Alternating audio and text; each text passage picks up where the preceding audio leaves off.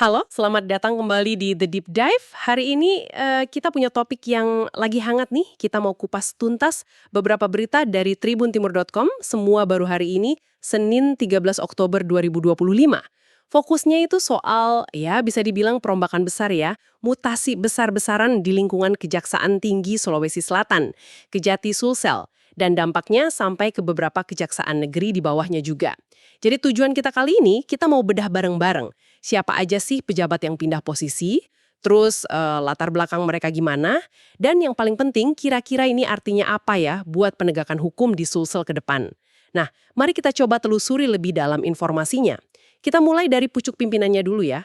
Berita utamanya kan pergantian Kepala Kejaksaan Tinggi Sulsel. Pak Agus Salim, pejabat yang lama, beliau ini menjabat kira-kira 1 tahun 6 bulan lah ya. Mulai dari April 2024, waktu itu gantikan Pak Leonard Ebenezer Simanjuntak. Sedikit catatan nih, Pak Agus Salim ini kan punya ikatan kuat ya sama Sulsel, alumni hukum Unhas, Angkatan 88, terus dikenal juga sebagai Wijatolu, putra daerah asli. Betul sekali. Dan yang menarik dari mekanisme pergantiannya ini kayaknya semacam tukar posisi gitu ya. Jadi Pak Agus Salim ini sekarang dapat jabatan baru sebagai Inspektur Keuangan II. Itu di bawah Jaksa Agung Muda Bidang Pengawasan, Jamwas, di Kejaksaan Agung. Jamwas ini kan semacam pengawas internalnya kejaksaan gitu ya, fokusnya ke kinerja, keuangan, akuntabilitas. Nah, posisi Kajati Sulsel yang ditinggalkan Pak Agus itu diisi oleh Bapak Didik Farkan Alisyadi. Dan lucunya, beliau ini datang dari posisi Inspektur Keuangan II Jamwas itu tadi. Jadi ya, benar-benar tukar tempat mereka. Terus soal dasar hukumnya nih, ada sedikit yang perlu dicatat dari sumber kita. Beberapa berita nyebutin nomor keputusannya itu Kep Das IF 1425-10225, tanggal 13 Oktober 2025. Tapi ada juga berita lain yang nulisnya Keputusan Jaksa Agung RI nomor 854 tahun 2025. Angkanya beda ya, isah gitu ya untuk rangkaian mutasi ini. Yang jelas, ada sedikit inkonsistensi lah ya di penyebutan nomor SK di berita-berita yang kita lihat. Nah, ini nih yang mungkin jadi pertanyaan banyak orang. Kan Pak Agus Salim ini selama jadi Kajati Sulsel, kalau kita lihat laporan media, kinerjanya cukup disorot positif ya. Disebutkan berhasil selamatkan keuangan negara sampai lebih dari 20 M rupiah. Itu sampai akhir 2024. Terus ada langkah-langkah kayak penetapan tersangka baru kasus korupsi kredit Bank BUMN Juli 2025, terus kasus pipa air limbah Makassar Oktober 2024, belum lagi penangkapan buronan korupsi Mall Pinrang Desember 2024, sama kasus korupsi Jalan Sabang Talang yang sampai bikin mantan pejabat Pemprov masuk penjara. Nah, lihat track record begini, gimana kita bacanya nih kepindahan beliau? Ini promosi, rotasi biasa, atau ada makna lain mungkin? Itu dia pertanyaan kuncinya. Gini, secara formal ya, rotasi atau mutasi di kejaksaan itu hal yang sangat wajar. Bagian dari apa yang disebut tour of duty, tour of area. Tujuannya bisa macam-macam, penyegaran, pengembangan karir jaksa yang bersangkutan biar pengalamannya lebih luas, atau ya memang ngisi posisi strategis yang lagi kosong. Jadi di satu sisi, ya bisa aja ini dilihat sebagai hal biasa. Tapi ada beberapa hal yang bikin ini patut dicermati juga. Pertama, skala mutasinya. Ini kan terjadi barengan dan lumayan besar ya, nggak cuma Kajati aja.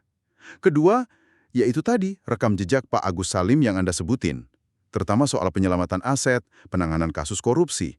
Menariknya, beliau kan dipindahin ke Jamwas ya, spesifik jadi Inspektur Keuangan II. Nah, posisi ini tugasnya memang ngawasin kinerja dan akuntabilitas keuangan di internal kejaksaan secara nasional. Ada yang mungkin lihat ini pas lah, sesuai dengan keahlian beliau di aspek keuangan negara. Tapi di sisi lain, mungkin ada juga yang bertanya-tanya, kenapa Kajati yang kinerjanya lagi menonjol di daerah, kok dipindah ke fungsi pengawasan di pusat? Apakah ini murni jenjang karir ke tingkat nasional, atau mungkin ada pertimbangan lain ya, terkait dinamika penegakan hukum di Sulsel itu sendiri?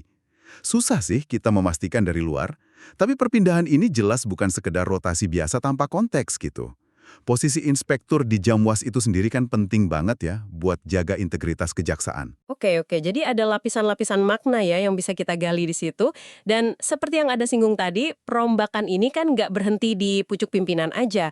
Posisi nomor duanya, Wakil Kepala Kejati atau Wakajati Sulsel juga ikut ganti. Pak Robertus Melchizedek Takoy juga dimutasi. Benar sekali. Pak Robertus ini dapat tugas baru. Beliau jadi Direktur E di Jaksa Agung Muda Bidang Tindak Pidana Umum, Jampidum, di Kejaksaan Agung. Jampidum itu kan yang ngurusin perkara-perkara pidana umum ya. Jadi, beliau pindah ke pusat, lingkupnya pidana umum nasional. Nah, posisi Wakajati Sulsel yang ditinggalin beliau, itu diisi oleh Bapak Prihatin. Sebelumnya, Bapak Prihatin ini Wakajati di Nusa Tenggara Timur, NTT. Ini juga bagian dari pola rotasi antar daerah dan ke pusat. Kelihatan polanya ya? Selain Kajati dan Wakajati, ternyata gelombang mutasi ini lebih luas lagi ya dampaknya di internal Kejati Sulsel. Ini nunjukin skala perombakannya memang nggak main-main. Ada nama-nama penting lain yang geser juga. Betul. Sumber kita nyatat beberapa pergeseran penting lainnya. Misalnya nih, Asisten Intelligence, Asintel, Pak Ardiansyah. Beliau sekarang ditarik ke pusat, jadi Inspektur Muda Keuangan I di Jamwas. Lagi-lagi di bawah pengawasan ya. Padahal Asintel ini kan perannya vital ya, kayak mata telinganya kejaksaan gitu, deteksi dini, cari info awal. Terus, ada juga Asisten Tindak Pidana Khusus, Aspitsus, Pak Jabal Nur. Ini posisi yang nangani kasus korupsi dan kejahatan khusus lainnya. Beliau sekarang jadi Kepala Bagian Tata Usaha di Sekretariat Badan Pendidikan dan Pelatihan Kejaksaan RI. Nah ini, dari posisi operasional kasus korupsi, pindah ke bagian administrasi di Lembaga Diklat Kejaksaan. Wah, masih ada lagi ternyata. Koordinator di Kejati Sulsel Pak Akbar sekarang dapat promosi jadi Kepala Kejaksaan Negeri Kajari Banggai. Itu di Sulawesi Tengah ya. Lalu Kepala Seksi Tata Usaha Negara Kasitun Pak Ulfadrian Mandalani juga promosi jadi koordinator di Kejati Sulawesi Utara. Jadi polanya macam-macam ya. Ada yang ditarik ke pusat, ke bagian pengawasan, ada yang ke pidana umum, ada yang ke diklat, ada yang promosi jadi kajari, ada yang promosi jadi koordinator di provinsi lain. Bervariasi sekali. Pola ini memang menunjukin pergerakan yang cukup luas ya. Pergantian Asintel dan Aspitsus secara bersamaan itu menurut saya cukup signifikan. Keduanya kan ujung tombak ya dalam penyelidikan dan penyidikan, satu di ranah intelijen dan pencegahan, satu lagi di ranah penindakan kasus besar kayak korupsi. Nah, ketika dua posisi kunci ini diisi orang baru dalam waktu bersamaan, seringkali ini bisa jadi sinyal. Mungkin ada potensi pergeseran fokus atau strategi baru dalam penanganan perkara di wilayah itu. Dan yang bikin konteks ini tambah menarik lagi, seperti yang Anda sebut di awal tadi, itu soal timingnya. Mutasi besar-besaran di Kejati Sulsel ini kan terjadinya cuma sekitar 2 minggu setelah pergantian Kapolda Sulsel. Kita ingat kan, Irjen Rusdi Hartono diganti tanggal 24 September 2025. Jadi dalam rentang waktu yang, singkat banget ya, dua pucuk pimpinan lembaga penegak hukum utama di Sulawesi Selatan, Polri dan Kejaksaan, dua-duanya ganti. Ini bukan kejadian yang tiap hari kita lihat. Itu poin penting banget sih.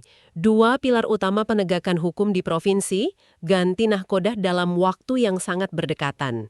Ini jelas memunculkan pertanyaan ya, soal koordinasi, dinamika antar lembaga ke depannya gimana, atau mungkin jangan-jangan ada agenda penataan yang lebih besar di tingkat nasional untuk wilayah Sulsel.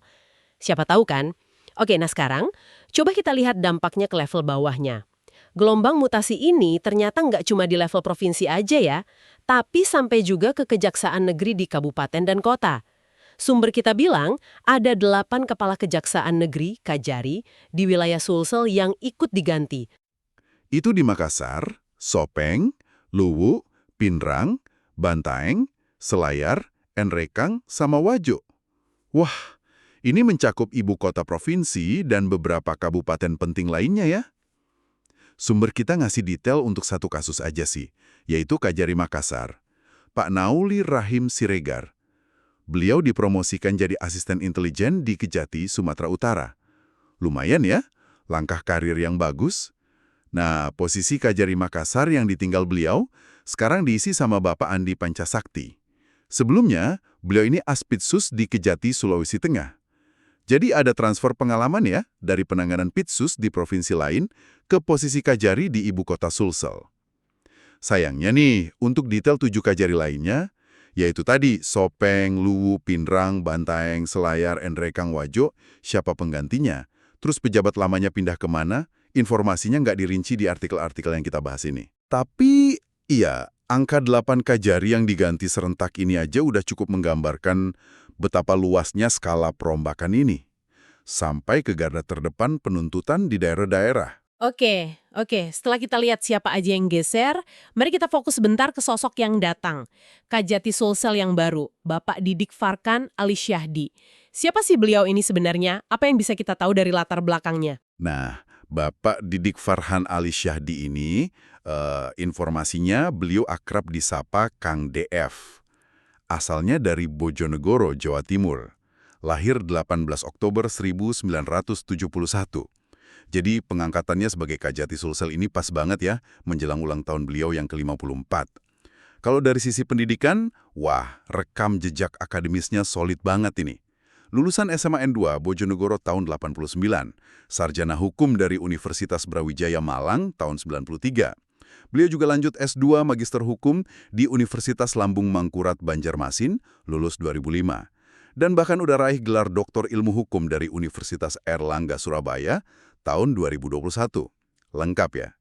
Sebelum jadi Inspektur Keuangan 2 di Jamwas, posisi terakhir sebelum ke Sulsel itu, beliau juga pernah menjabat sebagai Kepala Kejaksaan Tinggi Bangka Belitung. Jadi beliau ini udah punya pengalaman memimpin Kejati sebelumnya. Perjalanan karirnya juga kelihatan udah melanglang buana ya.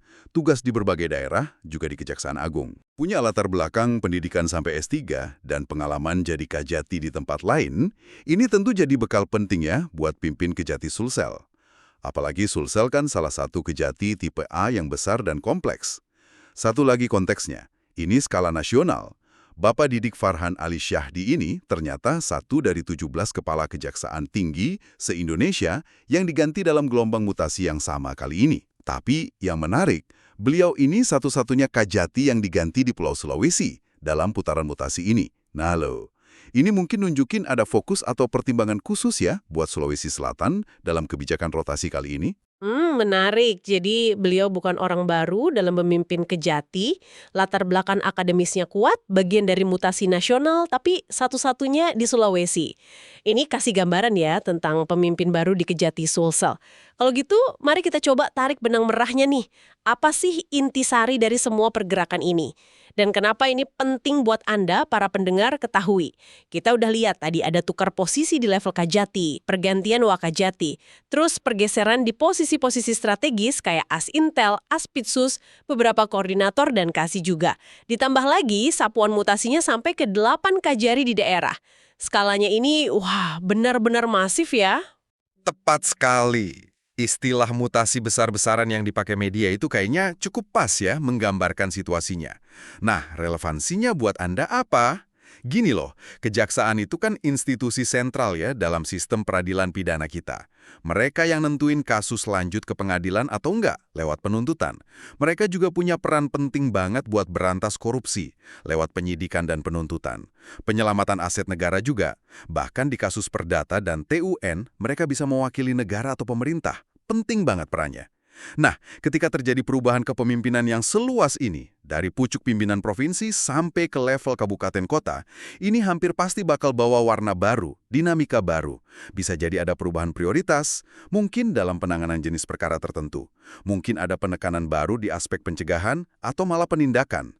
Atau bisa juga perubahan gaya manajemen internal. Kita memang nggak bisa berspekulasi ya, arahnya spesifik kemana, harus lihat kinerjanya nanti. Tapi perubahan sebesar ini pasti akan ada dampaknya. Baik internal di kejaksaan sendiri, maupun eksternal dalam hubungan dengan lembaga lain dan masyarakat. Pasti itu. Dan jangan lupa konteks yang tadi kita bahas lagi. Perombakan besar di kejaksaan ini terjadinya sangat berdekatan waktunya dengan pergantian Kapolda Sulsel. Ketika dua lembaga penegak hukum utama di satu provinsi mengalami pergantian pimpinan dalam waktu sesingkat itu, ini biasanya bukan kebetulan semata. Ini seringkali mengindikasikan adanya semacam momentum perubahan atau penataan yang signifikan di sektor keamanan dan penegakan hukum di Sulawesi Selatan. Kenapa sekarang? Apa tujuannya? Nah, itu pertanyaan yang lebih besar, yang mungkin jawabannya baru kelihatan seiring waktu berjalan. Jadi kesimpulannya nih, kita sedang menyaksikan sebuah perombakan struktural yang ya bisa dibilang mendalam dan berlapis di tubuh Kejaksaan Tinggi Sulawesi Selatan dan jajarannya. Ini kayaknya bukan sekedar rotasi rutin biasa aja ya, tapi sebuah perubahan signifikan yang menyentuh banyak posisi kunci yang strategis. Benar.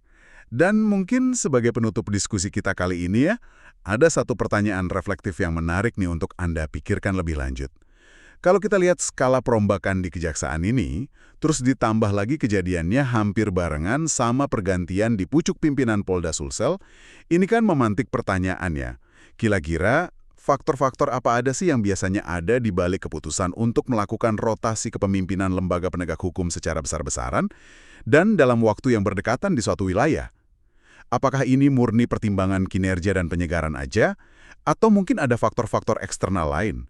Misalnya, dinamika politik, isu keamanan khusus di wilayah itu, atau mungkin ada agenda penegakan hukum nasional yang lebih besar yang lagi dijalankan. Nah, ini sesuatu untuk kita renungkan bersama ya, melampaui detail nama dan jabatan yang kita bahas hari ini. Wah, sebuah pertanyaan yang menarik sekali untuk jadi bahan pemikiran kita semua. Terima kasih banyak sudah menyimak pembahasan mendalam kita kali ini mengenai dinamika terbaru di Kejaksaan Tinggi Sulawesi Selatan. Semoga obrolan kita ini bisa memberikan Anda pemahaman yang lebih utuh dan kontekstual ya. Sampai jumpa di pembahasan berikutnya. Download Tribun X sekarang. Menghadirkan lokal menjadi Indonesia.